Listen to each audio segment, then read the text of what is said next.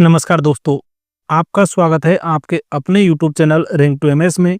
और मैं आपके लिए लेकर के आया हूँ बीएसएनएल से जुड़ी हुई सभी लेटेस्ट अपडेट। तो आज है 25 अप्रैल 2025 और मैं आपके लिए लेकर के आया हूँ बीएसएनएल की खास अपडेट, जिसमें बेज रिवीजन कमेटी मीटिंग के लिए नोटिफिकेशन जारी हो गया है और ये 29/4/2025 को 3 बजे रखी गई है बेज रिवीजन मीटिंग। तो आपको बताते हैं, corporate office has issued notification for this meeting yesterday. इसके अलावा आपको बता दें कि प्रेसिडेंशियल ऑर्डर्स के बारे में भी एक ऑफिशियल लेटर जारी हुआ है। बिहार सर्कल के 140 आरएम को प्रेसिडेंशियल ऑर्डर जारी करना, बीएसएनएल ईयू के निदेशक को पत्र लिखकर माननीय केट पटना बेंच के 20/3/2025 को दिए गए आदेश को लागू करने का अनुरोध किया गया है।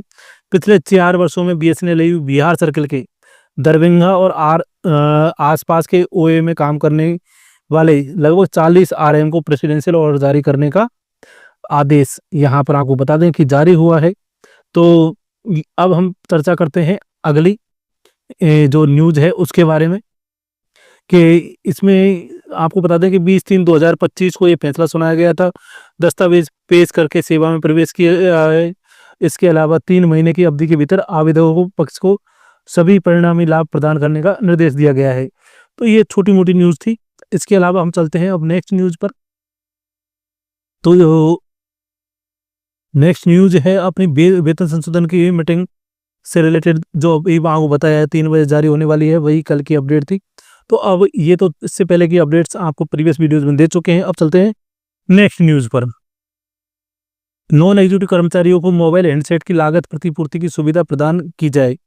तो ये ऐसी छोटी मोटी मांगे हैं, ये पहले से ही चलती आ रही हैं, लेकिन इनका आपको पता है कि जब थर्ड पीआरसी और बड़े बड़े जो ज़रूरी काम है वो नहीं हो पा रहे हैं, तो ये तो मोबाइल वगैरह ये सब छोटी मोटी चीज़ें हैं।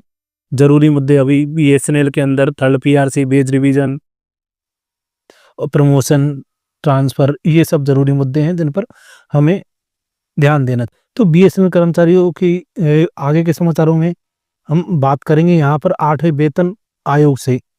तो Akhil Bharatiya BSNL pensioners welfare association ने तर्क दिया है कि बीएसएनएल कर्मचारियों को सीसीएस पेंशन नियम 2021 के अनुसार पेंशन मिलती है। खबरों के अनुसार बीएसएनएल कर्मचारी, विशेष रूप से दूरसंचार विभाग के पूर्व कर्मचारी जो सेवानिवृत्त हो चुके हैं, वे 8वें सीपीसी के तहत कवर किए जाने की संभावना है। एक है एमएसीपी योजना में संभावित सुधार। तो 8वें वेतन आयोग में सभी केंद्र सरकारों के कर्मचारियों के लिए वेतन ढांचे में सुधार करने की तैयारी कर रहा है। एक महत्वपूर्ण सुधार जिस पर विचार किया जा रहा है वह है संशोधित सुनिश्चित कैरियर प्रगति, यानी एमएसीपी योजना में बदलाव। इससे बीएसएनएल कर्मचारियों को उनकी सेवा के दौरान कम से कम 5 पदोन्नति मिल सकती है। इसके अलावा डीए विलय और अंतरिम राहत की मांग। तो डीए विलय और अंतरिम राहत की मांग के बारे में बात करें तो आपको बता दें कि महंगाई भत्ते डीए को मूल वेतन में विलय करने की एक पुरानी मांग है। इसके अतिरिक्त केंद्र सरकार ने कर्मचारी 8वें वेतन आयोग की सिफारिशों को लागू होने तक कुछ प्रकार की अंतरिम वित्तीय राहत की मांग कर रहे हैं। वेतन में संभावित वृद्धि। वर्तमान में केंद्र सरकार ने कर्मचारियों को 7वें वेतन आयोग द्वारा निर्धारित किया जाता है, जिसे 2016 में लागू किया गया था। आगामी 8वां वेतन आयोग वेतन को संशोधित करने के लिए फिटमेंट फैक्टर का उपयोग करेगा। यह फैक्टर जो वर्तमान वेतन जो है उसके मूल वेतन को गुणा करता है, जैसे कि 2.57 से बढ़ाकर 2.86 पर करने का विचार किया जा रहा है। यदि ऐसा होता है तो लेवल 1 पर बीएसएनएल के कर्मचारियों का न्यूनतम मूल वेतन 18,000 से बढ़ करके 51,480, आपको बता दें 18,000 जिसको मिल रहे हैं उसके सैलरी 51,480 हो जाएगी, यानी लगभग 3 गुना आपकी सैलरी बढ़ने वाली है। तो सभी 10 स्तर के रोजगार में वेतन और पेंशन समायोजन की उम्मीद है। बीएसएनएल के जो अन्य नवीन अपडेट्स हैं उनकी बात करें तो 4G और 5G रोल आउट। बीएसएनएल इस साल जून तक पूरे पैमाने पर 4G लॉन्च करेगा और 5G रोल आउट करने का लक्ष्य लेकर चल रहा है।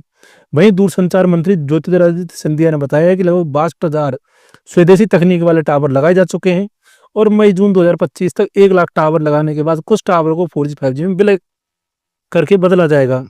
वित्तीय स्थिति क्या है? तो वित्तीय स्थिति यह है कि बीएसएनएल ने वित्त वर्ष 2024-25 की तीसरी तिमाही में 205 करोड़ रुपए का लाभ दर्ज किया है। भूमि संपत्ति का मुद्रीकरण। तो सरकार ने बीएसएनएल के पुनरुद्धार योजना के तहत कई शहरों में, दक्षिणी शहरों में 5 दक्षिणी शहरों में प्रमुख भूमि संपत्तियों का मुद्रीकरण किया गया है और एनएलएमसी में इन सब पत्तियों के मूल्यांकन के लिए बोली आमंत्रित की गई है। ग्राहक सुधार और नई योजनाओं पर यहाँ पर बात की गई है एवं नई सेवाएं और योजनाओं में अगर हम देखें तो बीएसएनएल ने हाल ही में राष्ट्रीय वाईफाई रोमिंग सभी मोबाइल ग्राहकों के लिए, BITV मुफ्त मनोरंजन और सभी FTTH ग्राहकों के लिए IFTV जैसी नई सेवाएं शुरू की हैं। कंपनी ने 1198 में 12 महीने की वैधता वाला एक नया किफायती प्लान भी पेश किया है। तो ये तो थी